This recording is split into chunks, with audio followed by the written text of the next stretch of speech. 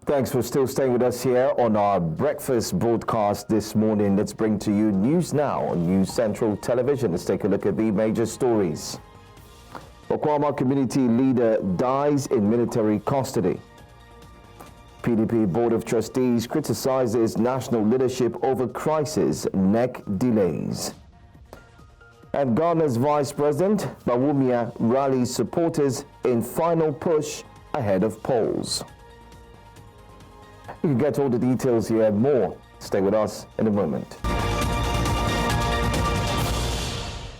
Thanks once again for joining us. Let's start by telling you that the President General of Okwama Community in Delta State's Ughelli South local government area, Pa James Ogoroko, has reportedly died while in military custody. Ogoroko was arrested alongside other community leaders, including Prof. Arthur Ekpekpo, Chief Belvis Adogbo, and Pa Dennis Okubaye between August 18 and 20, 2024. The arrest followed a violent incident in the community that led to the deaths of 17 soldiers and subsequent military action in the area. Well, outraged by the detentions, the Okwama community filed a lawsuit against the Nigerian army seeking 100 million naira in damages for what they described as illegal detention. A federal high court had adjourned the bail hearing for the arrested leaders to December 9, 2024, but Ogoroko's death occurred just days before the scheduled hearing. The incident has heightened tensions in the community, with calls for accountability and justice over the circumstances surrounding his death. Well, joining me now this morning is Austin Azu. He joins us to give us an update on what the current situation is like. Austin, what has been the general sentiment within the Okwama community following the news of the President General's death in the military detention? Of course, don't forget that on August 4th, there was a report about the military invasion, second military invasion in Okwama that led to the killings about 2 persons. And the leadership of the community were really taken aback. And of course, the process of the reviewing process that was initiated by the government. And however, they condemned it and they cried out before the appropriate authorities. And thereafter, about 2 days into that the arrest of these people were recorded. That of which was the President General and 2 other persons that were declared wanted. However, a couple of them seems to be begging the authorities to prevail on the military to release them all this while. However, we were taken aback yesterday when the news of the death of the President General filtered in, and as we speak at the moment, the crowd is heavy in the farmer community. And not only that, where they are, precisely the men, the young men and the women and children who, those of them who went to the IDP camp, as we speak at the moment, they are all mourning and crying. And they are asking one thing that if all governments to release their people to them so that they will be able to reunite and kindle again, despite the fact that they don't have roof over their heads. Of course, seeing their brothers and sisters around them, to give them that sense of belonging that yes, there's still hope for tomorrow. As we speak from the freelance, from what we got, we spoke to a couple of them this morning, and we are all crying and lamenting. And of course, there's, from what we gathered so far, that the leadership of the community hope to speak to the press maybe later today to clarify some great areas that most of the public don't know anything about. So we are hoping to hear from them now or later, so that they will tell us more about what has happened to their community in recent times. Okay, Austin, but could you in any way also provide us with clarity concerning the Okwama people who are currently in the IDP camps? Are there any clarity as to when they would return back to the ancestral home? Of course, we are at the camp about 6 months ago, and since the bidding process started, the government directed them, and they obeyed the government's instructions that they should return to the IDP camp. Of course, they fully aware that they vehemently rejected the IDP camp at the mission space, but after a pit stop and dialogue, the women and the children and the young girls have to leave to the IDP camp, and they have been there for quite a number of times. And of course, what they are asking for is that within 3 months that the government promised them that we will be able to respect them in their ancestral home, beginning with the bidding process of the community health center and the primary school. And of course, it's not all they could be staying for the meantime. Don't forget to that the only building that is still standing as a farmer today remains the church building, which accommodates most of them. And few other people who are into farming, they go into their farming and probably return to the neighboring communities to seek refuge. However, they are still looking forward to see when it is more convenient for them to return to their ancestral home. But from what we gathered so far, seems they are not going home sooner or later because the place they ought to return to probably by now, which ought to have been fully built, have not been built. So what will happen to them if they return to their ancestral home? Another side, of course, we heard that the management of the IDP camp seems to be part of the whole process because they felt that the policies made by the governor have not been fulfilled. And oftentimes we engage with these the people at the camp, they do tell us that they haven't seen the presence of government representatives to come and look after them, to come and provide for them. However, other quarters said that the IDP management can have reached out to private companies, individuals, and other people to come to their aid. So obviously for a period of time now, it seems other agencies of governments and private individuals and corporate organizations have been the ones providing them with food. So it means that each government has not been fulfilling its own part of the the negotiation or the agreement. It means that these people are likely going to stay there and hopefully depends on whoever comes to their rescue for feeding. That's only when they can get food to eat at the moment. All right. One would ordinarily worry after statements were made by the governor of Worry that that community will be rebuilt back, and in short, all the issues would have been sorted by now. But thanks for giving us these updates. We'll get back to you in the course of our next news bulletin. Thanks, Austin Azu, for joining us. Let's move on now to our next story. Nigeria's defense headquarters says that its troops attached to its Operation Safe Haven, covering several states of the North Central region, has neutralized over 400 terrorists and criminal elements in the last 2 weeks. The director of the Defense Media Operation, Major General Edward Buba, spoke to newsmen in Abuja, saying that almost 2,000 were arrested, with another 920 kidnapped victims rescued by troops during operations.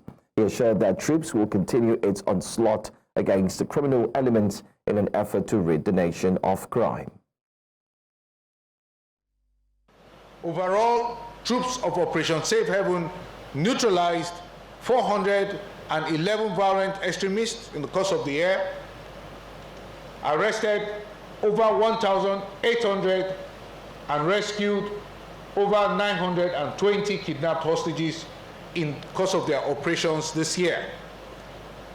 The troops of Operation Safe Haven also recovered 238 AK-47 rifles, over 300 fabricated guns, and over 295 assorted ammunition and ammo, among others.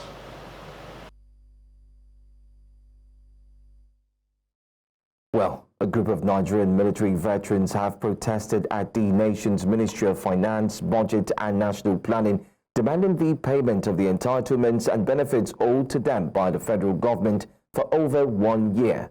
The veterans barricaded the entrance of the ministry for several hours, insisting on compensation, including palliative payments, reimbursement of deductions, a 20 to 28% salary addition, and about 32,000 naira added to their pension, amongst others. Our correspondent Idong Joseph has more in this report. This protest comes after months of unfulfilled promises and mounting frustration by military veterans following years of active service on the front line for the nation. Barricading the Ministry of Finance, Budget and National Planning, they are demanding the payment of their long-promised entitlements, which have remained unpaid. We have come to request approval of funds from Ministry of Finance to pay our outstanding entitlements, and they are not really big money.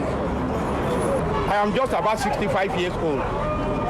But what about those who are up to 80 years amongst us here? Some of us do not even afford money to buy a house or to build a house on our own. Tell me, how will you be happy? Things are very hard. Our pension cannot even take us home. So we have to struggle to feed ourselves and our family. And this has affected us a lot. While expressing concerns about repeated promises made to them, they say that they will continue their protest until they receive payments. If we are given the impression that it's all about Ministry of Finance not releasing funds, we have decided to take our fight to Ministry of Finance, that they must approve our money and we get some assurance in form of a credit alert before we leave here. After several hours of waiting and negotiation, the leadership of the Military Pension Board arrived at the scene, promising the release of part of the funds owed. Nobody closes until we pay people their money to them. All right, sir. The veterans are insisting that the failure to complete the remaining balance by the end of December will lead to further protests. In Abuja for News Central, I am Idong Joseph. Let's go now to political matters. The People's Democratic Party (PDP) Board of Trustees has criticized the Umaru Damagum-led National Working Committee for repeatedly postponing the party's National Executive Committee meetings amid an ongoing leadership crisis. Speaking during an emergency meeting in Abuja on Thursday, BOT Chairman Senator Adolphus Wabara expressed concern over the delays and announced plans to meet with former Rivers State Governor Nyesom Wike in January as part of efforts to restore peace within the party.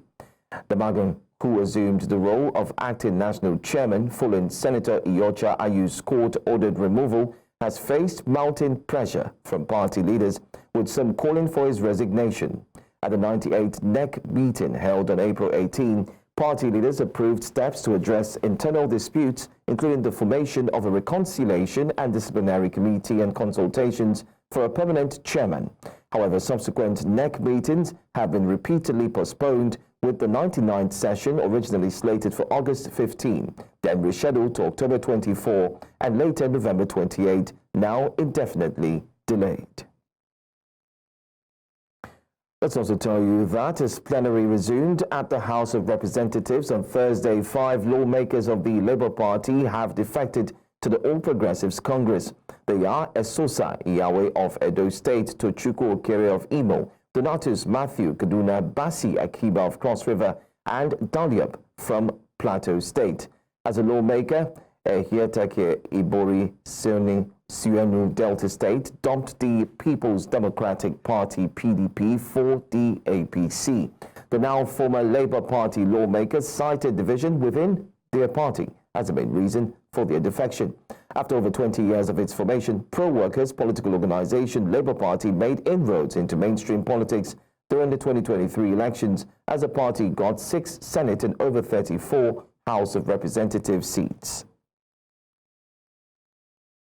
In the meantime, the Labour Party revealed that it would request the leadership of the House of Representatives to declare vacant the seats of its former members who recently defected to the All Progressives Congress.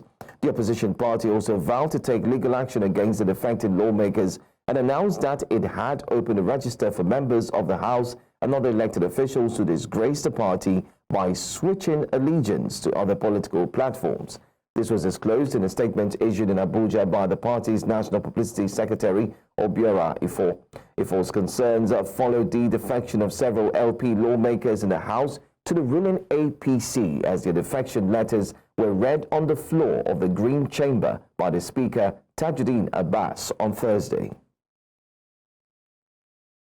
Coming up next, EFCC vows to ensure that recovered funds are not re-looted. We have this story. Stay with us. Thanks for staying with us here on News Now, here on News Central Television. The chairman of Nigeria's anti-graft agency, the Economic and Financial Crimes Commission, has pledged to safeguard and monitor recovered funds to ensure they are not re-looted. The chairman, Ola Olukoyede, made this known in Abuja during a town hall meeting organized by the agency to mark the 2024 International Anti-Corruption Day. Our correspondent Joshua Marayi reports. The call to shun corruption and financial crimes took center stage as Nigeria's anti-graft agency, the Economic and Financial Crimes Commission, held a town hall meeting to mark the 2024 International Anti-Corruption Day. The event was attended by student groups, Transparency Organization, and anti-graft crusaders who converged at the EFCC headquarters in Nigeria's capital, Abuja. In his speech, the EFCC chairman says that the commission remains committed to ensuring that no recovered funds are relooted. And we said any money we recover or property we recover, we will not allow it to be relooted again. So we are not just going to recover and go to sleep. No, we'll monitor what is done with it. So we are proud to say that well over 20,000 civil servants have also benefited from the Credit Corp project that they use the process of crime recovered by EFCC to also support, in addition to net fund. Panelists at the town hall session urged Nigerian youths to become agents of change within their respective communities. Young people, you can be agents of change. Nobody's going to do the work for you. We're helping you to do the work because this is your future. If you see something anywhere, even if your father is a minister and is corrupt, speak out. It is important that young people begin to understand that there's a huge implication for supporting corruption and corrupt people. Otherwise, I cannot understand how somebody, will be standing trial in court for corruption, for looting, and then youth who are hungry will now be rented to go and be supporting that kind of person. The town hall meeting highlighted the importance of collective responsibility in fostering transparency in the country, urging young Nigerians to join the fight to entrench a corruption-free nation. In Abuja for News Central, I am Joshua Imarayi. Let's now move to the energy sector, where Nigeria's National Petroleum Company Limited has dismissed allegations of misleading the public over the commencement of operations of the old Port Harcourt refinery in Rivers State, southern Nigeria. The NNPCL, during a tour of the facility with newsmen in Port Harcourt, the state capital, says that the plant is fully operational and has commenced distillation of petroleum products and truck out of petrol to its storage depots. Ahmadine Uyi reports. It was a clear day air tour of the Port Harcourt refinery complex in Rivers State. The visit afforded newsmen in attendance a first-hand view of the entire process ongoing at the refinery, which many have remained skeptical over its operation. Staff of the Nigerian National Petroleum Company Limited say there is no cause for alarm as the refinery has fully commenced operation. Good news for us all as Nigerians is that the plant is working, our products are being refined, the Port Harcourt refinery is on stream, and we are all happy and we are good to go. And what I tell people is, for us as a responsible energy company, is for us to tell the truth. We have no reason to lie. So like you see from the visit today, we went straight from the control room, where we've upgraded the control room to 20th century control system, to the depot where we saw trucks loading out. And that's a demonstration and a testament that NNPC, we can make things happen, we make things work, and with the support of every single staff, both retired and currently employed, we're able to pull off the revamp of the old Port Harcourt refinery. Yes, it's just a misconception. The plant is fully on stream, as all the guests who have come in have seen, and producing very good quality products, and we're trucking out. So let the message go out there that Port Harcourt refinery is back, efficiently back. The NNPCL also took time to clear the air on allegations making the rounds over the refinery's blending process, saying the reports are steeped in ignorance. PMS is basically blended. The last phase of any refining operation is finishing. And in finishing, you make it to the spec you want, basically by blending what you produce directly from your plant. So blending to produce PMS is the norm in the industry. Every refinery in the world, they do what we call blending. Blending is a refinery process. So what we're doing here is not out of norm. It's a normal refinery process that we're following. And what we try to do as much as possible is to make sure that we don't do this in isolation. We work with our regulators, the NMDPRA, to make sure that the products we churn out to the Nigerian public meets the specifications that are required before we truck out. The NNPCL says that it has set its sight on the new Port Harcourt refinery, which is also undergoing repairs, and is optimistic that just like the old refinery complex, it will soon be on stream. In Abuja for News Central, I am Amadine Uyi. Coming up next to News Now, Ghanaian VP Bawumia rallies supporters in final push ahead of polls. Details shortly.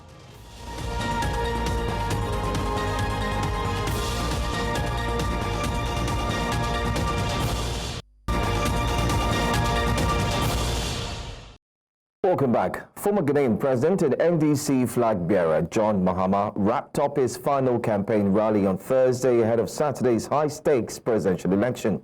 Saturday's vote pits Mahama against the ruling New Patriotic Party's candidate, Vice President Mahamudu Bawumia, in what analysts predict will be a tight race. Mahama, who previously served as president, urged voters to give him another chance to lead. Ghana, Africa's top gold producer and a major cocoa exporter, has long been considered a beacon of democratic stability in West Africa. However, this election comes at a critical time for the nation as the campaign has been dominated by economic concerns. Well, Ghana's Vice President and New Patriotic Party NPP presidential candidate Mahamudu Bawumia also held his final campaign rally in Accra on Thursday, making a strong case for his candidacy ahead of Saturday's election. Highlighting what he described as significant achievements under the current administration, Bawumia cited progress in education, healthcare, food security, and the digitalization of the economy, a key pillar of his campaign. He urged supporters to entrust him with the presidency, pledging to build on these gains and deliver transformative leadership for Ghana. Bawumia's rally marks the end of a heated campaign season as he faces off against former President John Mahama of the NDC in what is shaping up to be a closely contested election. Does John Mahama want to come back? What is the base? You cannot say you've done better in education, not in healthcare, not in agriculture, not in infrastructure, not in digitalization. I don't need a honeymoon. I know what I want to do. Well, News Central's correspondents are on ground and they join me now. First, I do have Bernard Akede, who joins live from Kumasi, and our international correspondent, Afra Egan, also joins live from Hatso, Accra, to give us an update on the preparation ahead of tomorrow's crucial election. So I'm going to start first. I would have said ladies first, but okay, let me go first with the lady, Afia. Afia, thanks for joining us. Can you tell us what the mood is like on ground this morning, especially in Accra, where you are? Well, yes, it's actually Farmers' Day here in Ghana, in Accra, all across Ghana, and that's a celebration of farmers and what they have done for the country and for the economy. So it's technically a holiday today, but it is still very busy, and lots of people on ground are conversing about the election, talking about the rallies last night, and of course what they expect from the election tomorrow. And over the next 24 hours, security is going to be tight. There's probably a little bit of tension in town. Now, here with me, I have two voters. I have Emmanuel and I have Cook, who are going to be voting in the election tomorrow. Emmanuel, I'm going to come to you first. Tell me, what's your thoughts on this election campaign so far? Oh, actually, it's been great. We all talking about peace, and still we have peace, actually. We have peace, that's it. Do you think it's going to remain peaceful? Yeah, sure. Because we've been voting since 1992 to date. We've not had any violence in our election. Since we switched from autocracy to democracy, we have peace, and it's going to be peaceful. And can I ask you, Emmanuel, who are you going to vote for? Actually, I'll vote for Dr. Alhaji Mahamudu Bawumia. Yeah. And why is Bawumia getting your vote? Okay, see, we are now in the fourth industrial revolution. We are going straight with digitalization, and he has implemented digitalization in our country with the bold solutions. And look, we are now working on more money interoperability. I can send money to the bank. I can cash out money through the bank. More money, I can circulate through all the network and stuff. And our school system actually is also going digitalized and stuff. That's why I'm voting for Dr. Alhaji Mahamudu Bawumia. Cook, I want to come to you now. What's your thoughts on this election campaign? It's been very fiercely contested by the two main parties, MPP and NDC. I believe it's going to be very tough because Mahama being an ex-president and Bawumia being a vice president for 2 terms, though my vote is going for Bawumia, but I believe it's going to be very tough. If he thinks that he's going to take it easy, it won't be easy because the NDC guys are not going to sit down. So I think they should go all out to vote for Bawumia, or else they'll be surprised. Yeah. And why is it that you think Bawumia? There's all the talk of breaking 8 to have another 4 years in power, which has never been done before. Why do you think that the MPP in Bawumia is the best choice? Yeah, my thought is anytime we change president or we change power, nobody comes to power and reduce maybe electricity bills, water bills, tariffs. Always shoots up. Anytime we change power, things shoot up. Fuel will shoot up, everything will shoot up because the person has spent so much to come to power and they want to get their money. So they will squeeze us to get their money. So I'm thinking continuity is the best.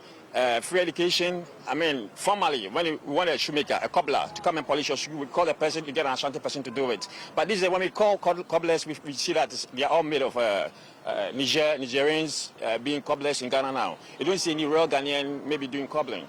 It's the Nigerians. Everybody's going to school. And it's bringing some civilization into the country. I've traveled a bit, and I've seen what they've done within my countryside and the places I've been to. So I think when we allow Bawumia to maybe lead us for the next 8 years, I think Ghana will be a better place to live. Cook and Emmanuel, thank you very much. So some really stark and really contrasting opinions there on why people are voting for the NPP in this instance. Both Cook and Emmanuel citing continuity, digitalization as reasons why they're voting for the NPP. What I'm also aware that Bernard had earlier on combed the streets of Kumasi, filling the polls of Ghanaians there. Bernard Akede, of course, our senior reporter, can you give us an update on what Kumasi is saying ahead of the elections for tomorrow? All right, thank you for having me, Joe. Just like Afia did say, it's a public holiday.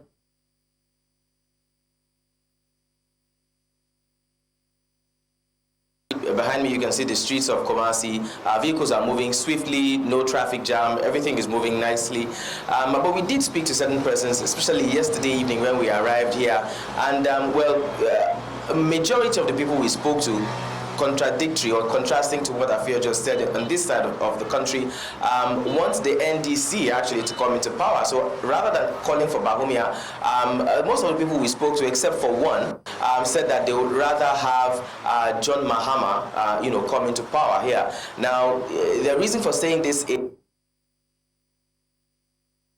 they're looking for betterment of their lives. There was a large complaint about the economy to start with, that things are hard, the cost of living has gone up, there's been a lot of taxes in the past few years, and even with those taxes, they're not seeing where the taxes are going, and that has been the major challenge that they've been having. But one person eventually did say that he would rather have somebody else come than have. His argument was Mahama had been in power for 4 years some years ago. If he did well, why is he coming back? They believe that he probably didn't do well, and that's why he's trying to make amends for whatever it is that he thinks. Now from those who we spoke to was basically about the economy in the country, and the report I did yesterday, that largely was the complaint. But concerning the Electoral Commission, there are those who believe that the election will be smooth. The Electoral Commission will take charge, except for the fact that they are asking that electoral materials be moved swiftly and on time so that they get to register and vote in good time. And finally, concerning security, for those whom we spoke to, they're saying that they are sure that security will be top-notch. Starting from today particularly, we should be able to see maybe some patrol of security operatives ensuring that the streets of Ghana would be free from any kind of violence come Saturday's elections. All right. Well, great points there. I'm sure that the stakes are indeed high and everyone is expecting to see what tomorrow would bring. But I'm very certain that here at News Central, we'll definitely bring every single bit of update and analysis. I want to say thank you so much, Afia Egan, for joining us, as well as Bernard Akede. And we look forward to join you again in the course of our other news bulletin. But let's also welcome someone who joins us very quickly. He is editor, African Liberty, Gideon Ajay Mawuto. Thank you so much, Mr. Mawuto, for joining us for the news this hour. Let's still take a look at Ghana and the elections, which holds just barely few hours from now. What are the primary concerns of Ghanaians as they prepare to elect a new president? And how do these concerns of the economy and not forgetting to the devaluation of the cedis, how would it affect the country's decision in choosing the president? Thank you very much for having me. The economy is the main issue, I think, on the table of all the political parties going forward in this election. And it would actually be one of the things that is going to impact what voters are going to decide. Looking at what happened since the 2020 pandemic and then the high inflation that Ghana has incurred coming into 2024, there has been some apathy with some Ghanaians. However, the government's ability to try to stabilize and reduce inflation in this year alone is one of the reasons why I think that some Ghanaians may actually decide to go with Bawumia, the NPP, because they believe that they do have some works some things in the works to help resolve the issue. The argument from the NDC is that the reasons why inflation is probably high and the economy is not that strong is because of bad policies by the NDC. And so the NDC is trying to make a comeback to try and restore some semblance of normalcy, so they claim. Yes. Let's look at the tight race between the two major contenders. I'm talking of Mohamudu Bawumia and, of course, John Dramani Mahama. They will actually impact voter turnout and engagement. But do you think so? Do you think we're to expect a huge turnout or a large one? Or are we going to see voter apathy this time again? I think we are going to see a large voter turnout this time round. I think what happened the last round in 2020 was a combination of COVID-19 restrictions and then some people not feeling motivated to vote. But this time around, I think the motivation is high. The two candidates have a large base, and we have seen just last night the last rallying call that they both did, and you can see that most people are actually coming out in their droves to vote this time around. So there will be much voter apathy this time around. There are a lot of issues on the ground that people would want to voice out with their votes.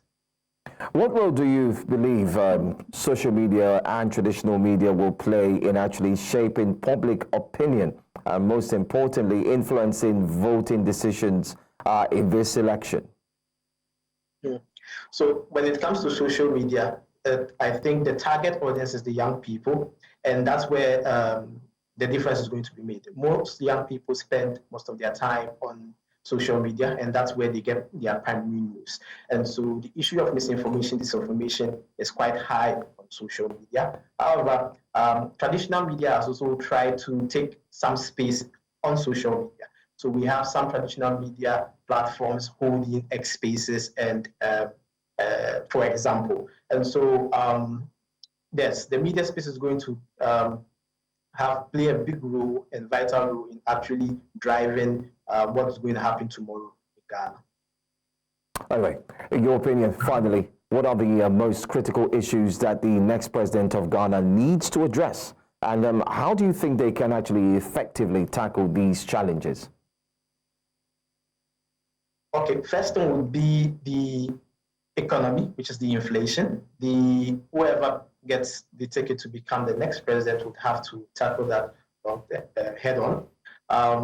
Also, high unemployment among the young people. This is one thing that is on the heart of both political parties, and this is what they would have to also tackle. The idea is that we move into the fourth industrial revolution, and so there's high talks among both parties about digitalization and bringing in tech jobs and training young people so that they can take advantage of this new ecosystem. Another thing would be education. This is also on the minds of most people. The current government NPP has installed the free SHS program. And so what would be needed going along would be how sustainable they can make this program and ways in which they can try and make it more effective and efficient.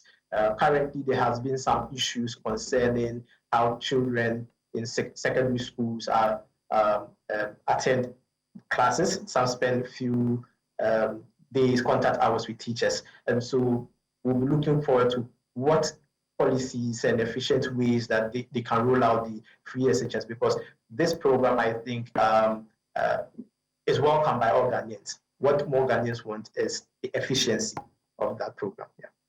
And that's what the political parties would have to tackle when they get in. Okay.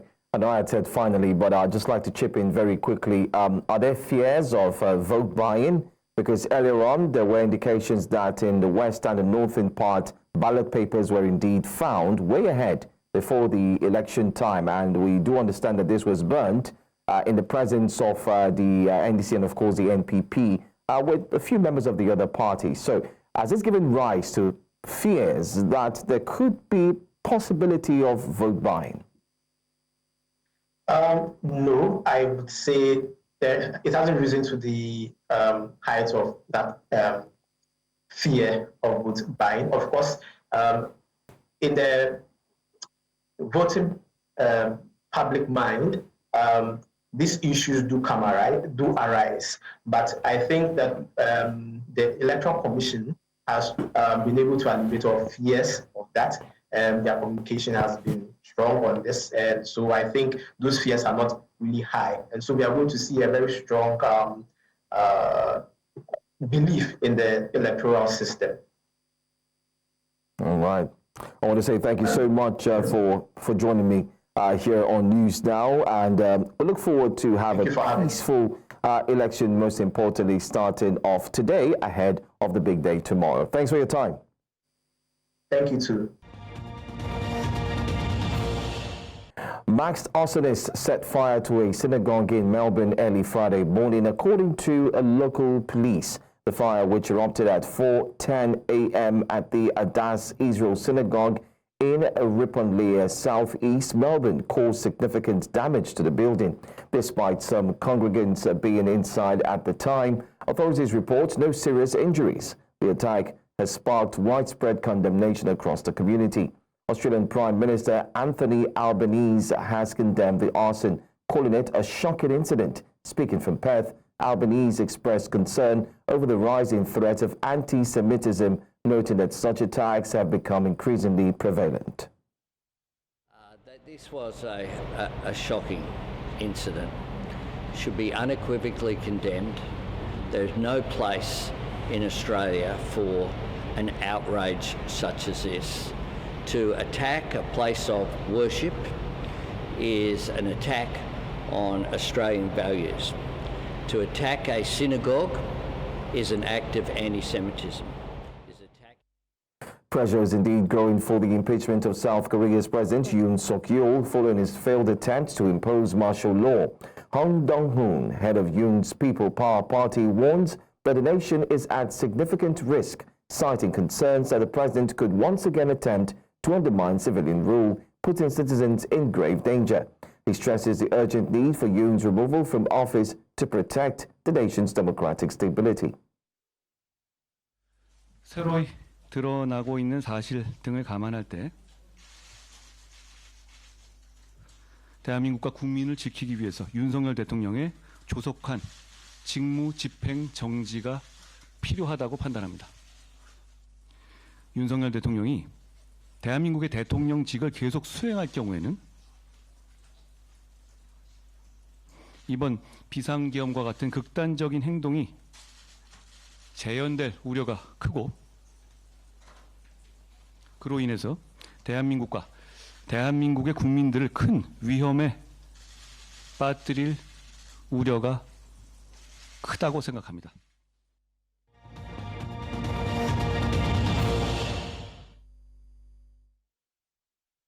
Day 3 of the Comptroller General of Customs Volleyball Premier League in Abuja continued as Sunshine Spikers turned defending champions Offa VC with a dominant 3-0 victory, leaving Offa struggling to gain any momentum in the men's category. Chief of Naval Staff Spikers also shined, defeating NSCDC in straight sets 3-0 to remain strong title contenders. Elsewhere, Koa Spikers overpowered Nigeria Correctional Service 3-0, while Keda Kings maintained their unbeaten run with a 3-1 win over Nigeria Police. Kano Pillars edged Nigeria Customs 3-2 in a nail-biter after an incredible comeback. In the women's category, Lifecam VC secured a hard-fought 3-2 victory over Benue Queens. Core Spikers, Keda Emeralds, and Nigeria Customs all delivered commanding straight-set wins. Melody Sundowns now known their opponents. Apparently, they know the opponents for the group features Manchester City, Juventus, and Al Ain FC. Very colourful there. Well, Fulham secured a crucial 3-1 victory over Brighton in Thursday's Premier League clash, with Alex Iwobi shining at Craven Cottage. Iwobi opened the scoring early, capitalising on a costly error by Brighton keeper Bart Verbruggen, who passed the ball straight to him. Brighton equalised in the second half through Carlos Baliba, but Fulham regained momentum late. The deflected corner gave Fulham the lead before Iwobi sealed the win with his second goal, spinning past the defender and firing into the far corner. Fulham's win moves them to 6th in the table, just behind Brighton, whose missed chances left manager Fabian Huzela frustrated while serving a touchline ban.